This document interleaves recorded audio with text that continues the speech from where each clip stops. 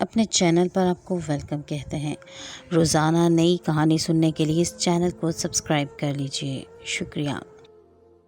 کہتے ہیں ماں کا رشتہ اتنا پیارا اور انمول ہے کہ اس جیسا تعلق دنیا جہاں میں کہیں بھی نہیں ہے، اور ماں کی محبت اتنی خاص ہے کہ رب تعالیٰ نے بھی اپنی محبت کو ماں جیسی محبت سے تشبیہ دی ہے۔ یہی تو دنیا کا سب سے خوبصورت اور پیارا رشتہ ہے، لیکن میری زندگی میں حالات کچھ اس طور سے تھے کہ مجھے ماں کی محبت نہ مل سکی، اور تو اور ماں کی وجہ سے ہی میں باپ کی شفقت سے محروم رہی۔ لیکن بعض دفعہ جو نظر آ رہا ہوتا ہے ہمیشہ ویسا نہیں ہوتا، کہیں نہ کہیں کچھ ایسا ہوتا ہے جو ہمیشہ آنکھ سے اوجھل رہتا ہے۔ میرے لیے بھی کچھ ایسا راز بن کر رہ گیا تھا جسے جاننے کی کوشش میں نے رشتوں کی حقیقت کو پا لیا۔ شروع سے ہی میں اپنی ماں سے زیادہ قریب نہیں رہی تھی، ان کی ممتا اور رحم سے محروم رہی تھی۔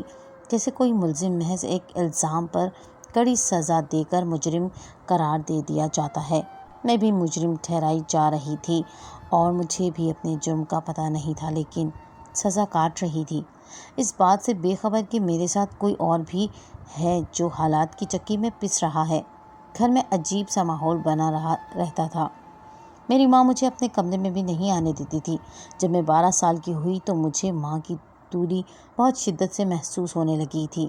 ایک رات میں اپنے کمرے میں سو رہی تھی، کیونکہ ماں نے میرا کمرہ سب سے الگ کر رکھا تھا، کہ تبھی مجھے اماں کے کمرے سے زوردار چیخوں کی آواز سنائی دی۔ میں ہڑبڑا کر اٹھ بیٹھی تھی، مجھے بہت زیادہ گھبراہٹ ہو رہی تھی۔ میرا دل چاہا کہ میں اٹھ کر ماں کے کمرے میں چلی جاؤں، لیکن ایک خوف تھا جو میرے سر پر سوار تھا۔ میں صبح تک ویسی ہی جاگتی اور کروٹیں بدلتی رہی تھی۔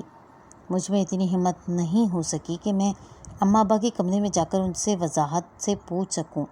آج تک اماں نے مجھے اتنا ڈرا کر رکھا تھا کہ میں بھی اماں ابا کے سامنے نہیں گئی تھی، اور جو زیادہ بات مجھے حیرت کرتی تھی، شام ہوتے ہی میری ماں مجھے یہ کہتی اپنے کمرے میں چلی جاؤ۔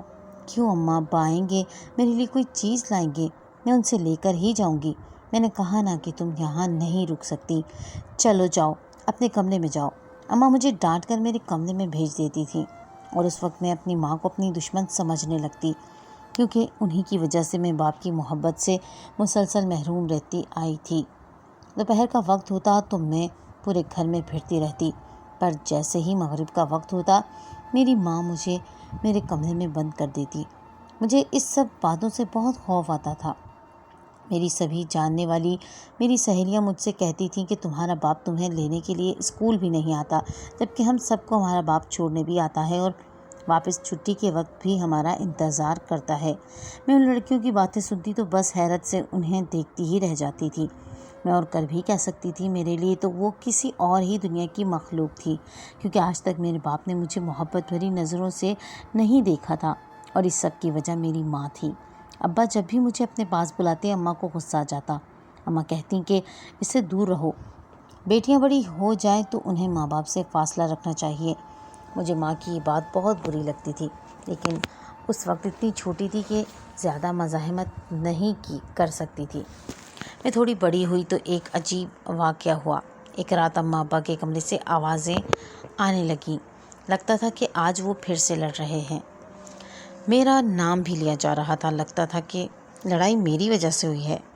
میں ذرا آگے بڑھ کر اماں ابا کے پاس گئی، ان کے کمرے سے کان لگا کر باتیں سننے کی کوشش کرنے لگی کہ تبھی دروازہ دھڑام سے کھلا۔ اماں میرے سامنے کھڑی مجھے گھور رہی تھیں۔ میں نے تمہیں کتنی بار منع کیا ہے کہ ہم سے دور رہا کرو، اور خاص کر اپنے باپ سے، اور تمہیں سمجھ ہی نہیں آتی۔ چھوٹی بچی نہیں ہو کہ ہر وقت اپنی ماں کے پلو میں چھپی رہو، جاؤ اپنے کمرے میں جا کر آرام کرو۔ ان کی بات سن کر میں خاموش ہو گئی، پر صبح اٹھی تو میری زندگی بدل چکی تھی۔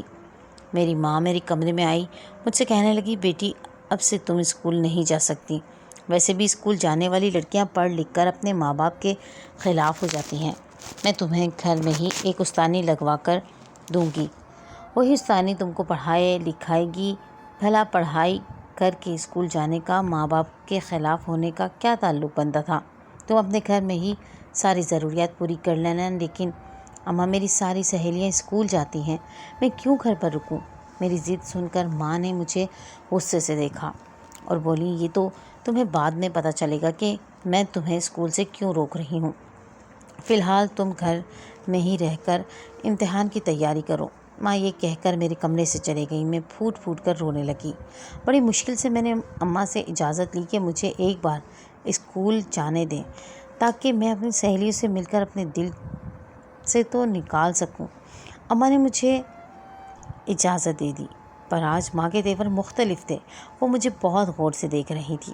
انہوں نے مجھے اسکول کی یونیفارم کی بجائے دوسرے کپڑے پہنائے اور بولی آج میں تمہیں اپنے ساتھ لے کر چلوں گی۔ اماں میرے ساتھ ساتھ اسکول تک گئیں، پھر اسکول کے باہر ہی بیٹھ کر میرا انتظار کرتی رہیں۔ چھٹی کے وقت وہ مجھے خود ہی اپنے ساتھ لے کر گھر آ گئیں۔ اماں کی طبیعت عجیب سی لگ رہی تھی۔ لگتا تھا جیسے انہیں کسی کا خوف ہو یا پھر وہ مجھے کسی سے ملوانا چاہ رہی ہوں۔ لیکن گھر آتے ہی اماں کا رویہ بدل جاتا۔ وہ مجھ سے ایسے رویہ اختیار کرتی جیسے کہ میں ان کی سکی نہیں سوتیلی اولاد ہوں۔ مجھے کمرے میں بھیج کر اماں خود اپنے کمرے میں تیار ہونے لگی۔ آج اماں نے سرخ جوڑا پہن رکھا تھا۔ انہوں نے ہونٹوں پر لالی بھی لگا رکھی تھی۔ لگتا تھا جیسے آج کسی کا استقبال کرنے کا ارادہ ہو۔ کافی دیر گزر گئی تھی۔ میں نے اماں کو اوپر سے ہی دیکھا تھا۔ اب میں چاہتی تھی کہ رات کا کھانا کھانے کے لیے نیچے والے کمرے میں جاؤں، لیکن اماں نے مجھے سختی سے منع کر رکھا تھا کہ آج تو نے اماں کے کمرے میں نہیں آنا۔ میں دبک کر اپنے کمرے میں بیٹھ گئی تھی۔ کافی دیر کے بعد مجھے ابا کے قدموں کی آواز آئی، پر اس کے بعد گھر میں گہری خاموشی چھا گئی تھی۔ میں نے کسی سے بھی کوئی بات نہیں پوچھی تھی، نہ ہی اماں سے۔ اماں سے تو اب میں نے بات کرنا ہی چھوڑ دی تھی۔ ویسے ہی مجھے اسکول چھوڑنے کا دکھ بہت زیادہ تھا۔ میں نے یہ دکھ اپنے دل پر لے لیا تھا۔ میں ہر صورت اپنی ماں کو یہ احساس دلانا چاہتی تھی کہ اس نے میرے ساتھ بہت غلط کیا ہے، بہت بڑا ظلم کیا ہے مجھے اپنے اسکول سے ہٹا کر۔ سو میں نے اس سے بات چیت کرنا بھی کم کر دی تھی۔ لیکن اگلے دن ایک عجیب واقعہ ہوا۔ میرے اسکول سے ایک استانی میری ماں سے ملنے کے لیے میرے گھر آئی۔ میں بڑی خوشی خوشی استانی جی کے سامنے جانا چاہتی تھی، لیکن جب اماں نے میرا نام لے کر باتیں کرنا شروع کی تو میں وہیں پر کھڑی ہو کر اپنی ماں کی باتیں خفیہ طریقے سے سننے لگی۔ میں نہیں چاہتی تھی کہ میرے سامنے جانے پر میری ماں یہ باتیں کرنا بند کر دیں۔ میری ماں نے میری استانی کو بڑے رازدارانہ انداز میں بتایا کہ مجھے ایک مہلک بیماری ہے، جس کی وجہ سے میں مزید اسکول نہیں آ سکتی۔ ماں کی یہ بات سن کر مجھے بڑا عجیب لگا تھا۔ مجھے تو کوئی بیماری نہیں تھی، پر انہوں نے ایک اور بات کی۔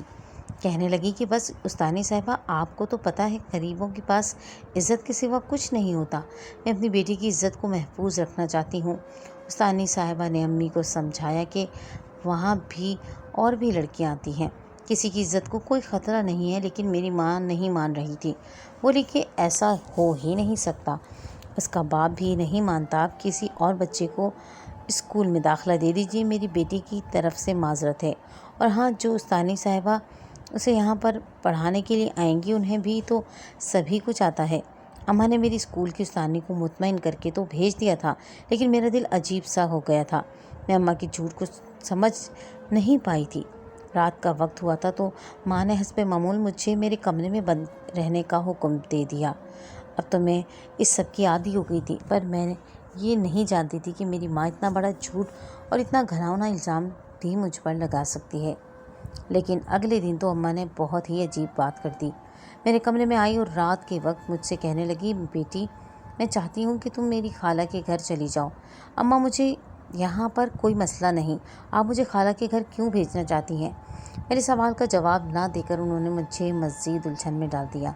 بیٹی بس میں یہ چاہتی ہوں کہ تم اپنی خالہ کے گھر چلی جاؤ، بہت اچھا ہوگا، ورنہ تم یہاں رہی تو تمہاری زندگی اجیرن ہو جائے گی۔ ماں کی باتیں میری سمجھ میں نہیں آتی تھیں۔ اجیرن تو ہو ہی چکی تھی، یہ بات میں بس سوچ کر ہی رہ گئی۔ میں چپ کھڑی تھی۔ اماں، مجھے تم گھر سے جانے کا کیوں کہہ رہی ہو؟ کیا تم بھی میرے ساتھ چلو گی؟ میری بات سن کر اماں چپ ہو گئیں۔ میں کیسے جا سکتی ہوں بیٹی؟ میں تو تمہارے باپ کے ساتھ رہوں گی، میرا شوہر ہے، میں اپنا گھر چھوڑ کر نہیں جا سکتی۔ تم ابھی شادی شدہ نہیں ہو، تمہیں کیا پتہ کہ ایک عورت کی کیا کیا ذمہ داریاں ہوتی ہیں۔ اماں کی بات نے مجھے تو خاموش کر دیا تھا۔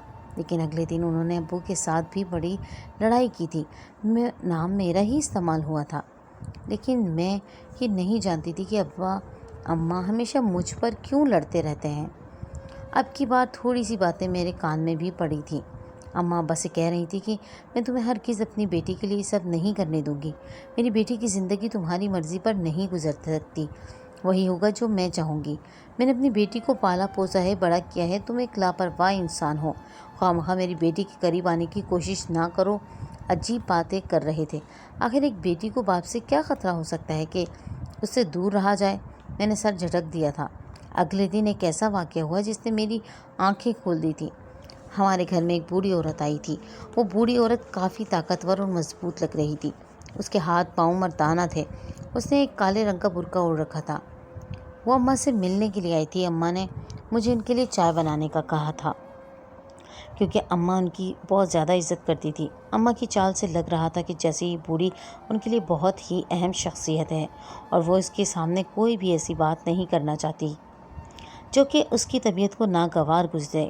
اماں نے مجھے اندر کچن میں بھیج دیا تھا، لیکن ان کی آواز صاف باہر آ رہی تھی۔ میں نے دیکھا میری اماں اپنی چادر نکال کر اس عورت کے قدموں میں بیٹھ گئیں اور اس کے آگے ہاتھ جوڑ کر کہنے لگیں، بڑی بھی مجھے اس لڑکی سے نجات دلا دو۔ یہ کوئی اور نہیں بلکہ میری سوتن ہے۔ آپ دیکھیں یہ کتنی جوان اور خوبصورت ہے۔ میرا تو اب روپ بھی ڈھل گیا ہے، اب تو بالوں میں چاندی اتر آئی ہے۔ میرا شوہر مجھے کہاں پوچھے گا، بس آپ اسے کسی طرح لے جائیے، اور آپ کو آگے بھی تو سب کچھ پتہ ہے نا، جو بھی آگے کرنا ہے۔ ہاں ہاں بیٹی، میں سب کچھ جانتی ہوں، پر اس لڑکی کے ماں باپ نہیں ہیں کیا؟ ہوتے تو کیا ایسا ہوتا؟ میری ماں نے حسرت بھرے انداز میں بی جان کو دیکھتے ہوئے کہا تھا۔ مجھے تو سمجھ میں نہیں آتا تھا کہ میری ماں واقعی میں میری بات کر رہی ہے۔ لڑکی کے لیے کوئی مشکلات خود سے کھڑی مت کرنا، جو بھی ہوگا میں خود کروں گی۔ تمہارے شوہر نے تو ابھی اس سے نکاح نہیں کیا نا؟ بی جان نے اماں سے پوچھا۔ نہیں نہیں اماں، ابھی تو کچھ بھی نہیں ہوا، پر اس کا ارادہ یہی ہے کہ وہ اسے میری سوتن بنا دے گا۔ آپ کو تو پتہ ہے اب میں بڑھاپے میں کہاں جاؤں گی؟ اس کی تو عمر کم ہے، اسے کئی رشتے مل جائیں گے جن سے یہ مطمئن رہے گی، لیکن میرے لیے تو ایک ہی شوہر ہے جو میرے بڑھاپے کا سہارا ہے۔ اگر اس نے بھی مجھے کسی اور کے لیے چھوڑ دیا تو میں ساری زندگی کیا کروں گی، کس کے ساتھ گزاروں گی؟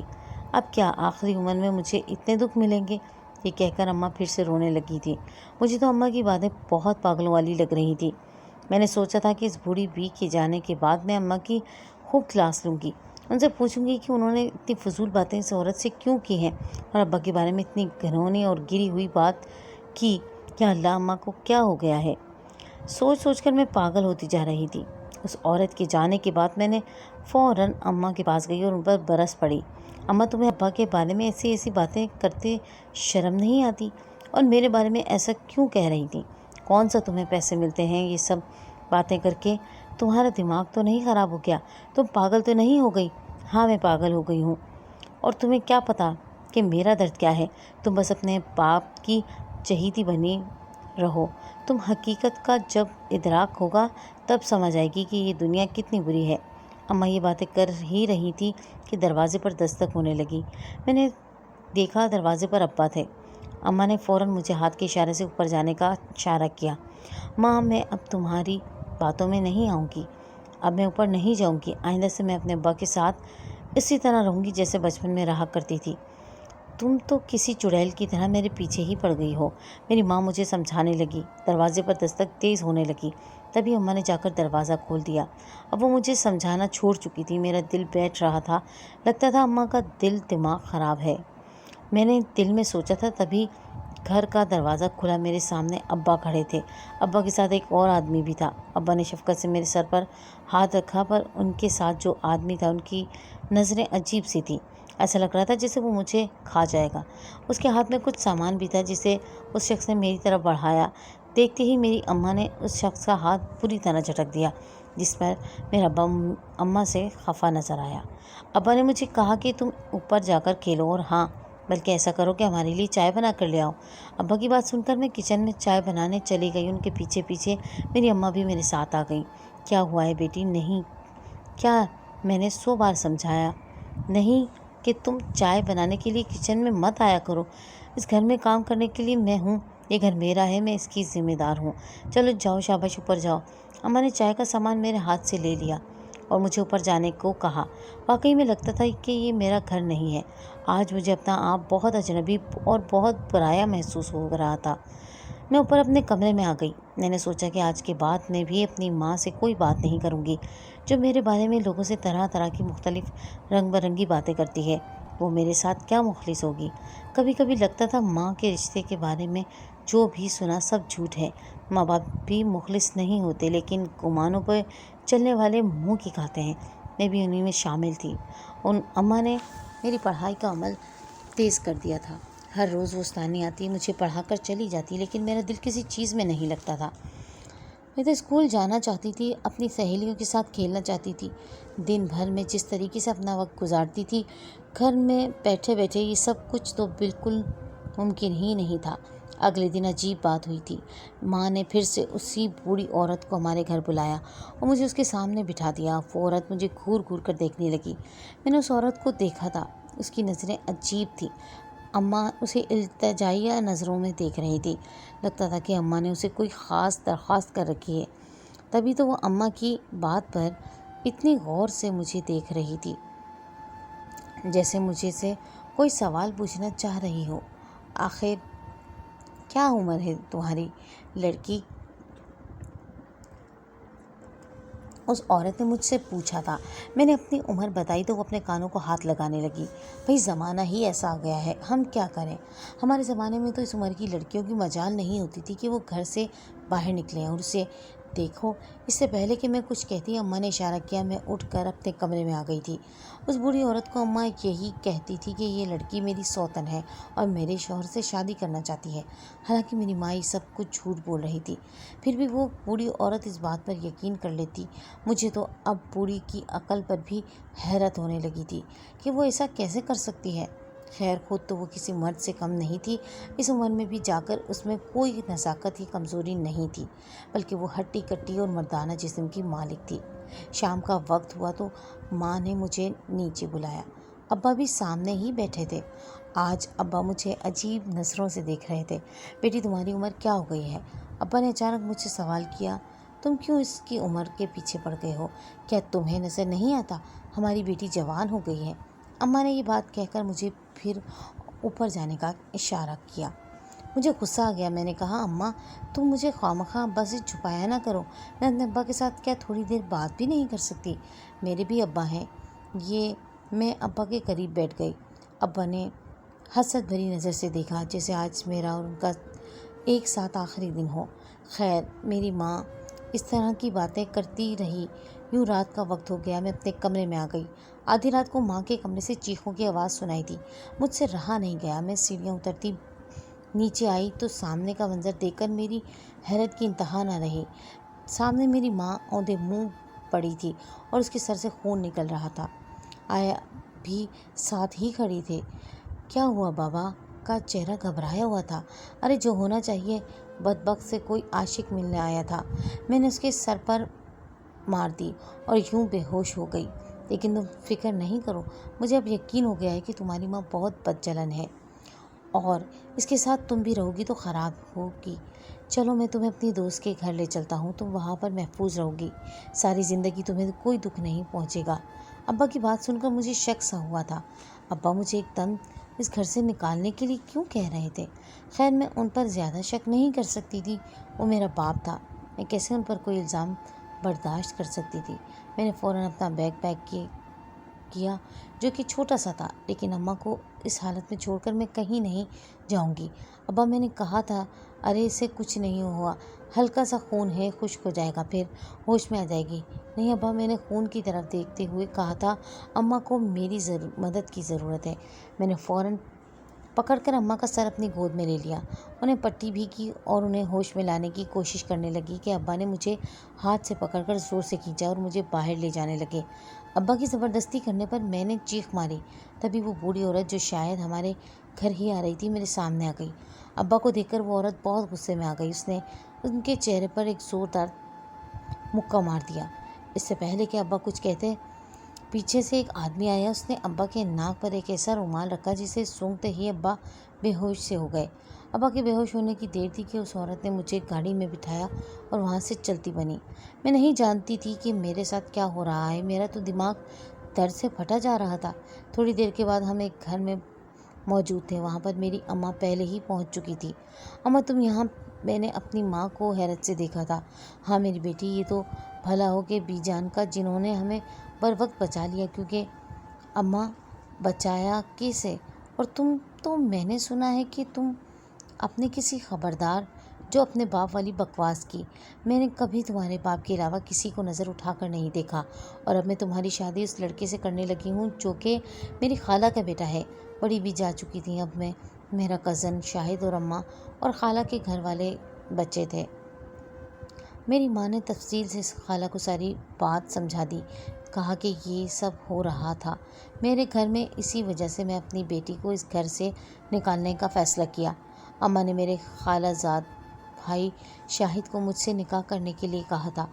میری خوبصورتی دیکھ کر حامی بھر چکا تھا، اسے فوراً نکاح کی حامی بھر لی۔ سب کچھ اتنی ہڑبڑائی میں ہوا کہ مجھے بھی سمجھ نہ آیا ہوا کیا ہے، اور میری ماں میرے باپ سے اتنی نفرت کیوں کرتی ہے۔ میری زندگی کا اتنا بڑا فیصلہ کرنے سے پہلے اس نے مجھ سے کیوں نہیں پوچھا؟ یہی بات سوچ سوچ کر میں حیران ہو رہی تھی۔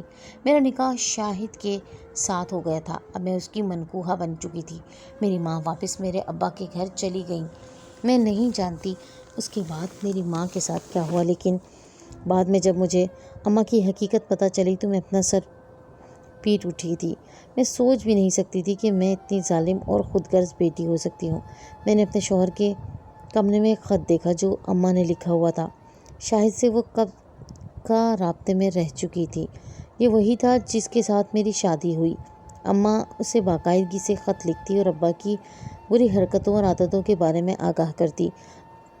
اماں نے لکھ رکھا تھا کہ ابا نشے کی وجہ سے اپنا توازن کھو چکے ہیں، وہ مجھے بھی بیچنا چاہتے ہیں کیونکہ میں خوبصورت ہوں، اور ان کے سب دوستوں کی نظر مجھ پر ہے۔ اماں مجھے ان سے بچانا چاہتی ہیں۔ اماں کی بات پر کوئی یقین نہیں کرتا تھا کہ کوئی باپ اپنی بیٹی کے بارے میں اتنا برا بھی سوچ سکتا ہے۔ اس لیے میری ماں نے بی جان کا سہارا لیا۔ کوئی باپ اپنی بیٹی کے بارے میں ایسا بھی سوچ سکتا ہے؟ بی جان کو بھی اس بات پر یقین دلانا مشکل تھا، اسی لیے اماں نے سوتن والا جھوٹ بولا کہ بی جان مجھے دیکھا نہیں ہوا تھا، اور انہوں نے پہلے ہی کہہ دیا کہ میں اپنی بیٹی کو اپنی خالہ کے گھر بھیج چکی ہوں۔ جب بی جان نے میری شادی کسی اور سے کرنے کے چکر میں مجھے گھر سے نکالنے کے لیے میری مدد کی، اس رات جب وہ ہمارے گھر آئیں تو ان کو یہی لگا کہ اماں کا شوہر واقعی شاید مجھے شادی کے لیے گھر بھگا کر لے جا رہا ہے، اس لیے انہوں نے اماں کی مدد کی اور مجھے بر وقت وہاں سے بھگا کر اس جگہ پہنچا دیا جہاں اماں نے انہیں کہا ہوا تھا۔ یہ بات تو ان کے درمیان بہت پہلے طے ہو چکی تھی، پر میں نہیں جانتی تھی کہ ان ساری مشکل حالات کے پیچھے میری ماں کی ہمت اور حوصلہ اور بہادری چھپی ہے، جس نے مجھ پر آنچ نہیں آنے دی۔ سچ ہے کہ ماں سے بڑھ کر انسان کی زندگی میں کوئی رشتہ نہیں ہو سکتا، بس ہمیں ان کے فیصلوں اور مصلحتوں کو سمجھنے میں دیر ہو جاتی ہے۔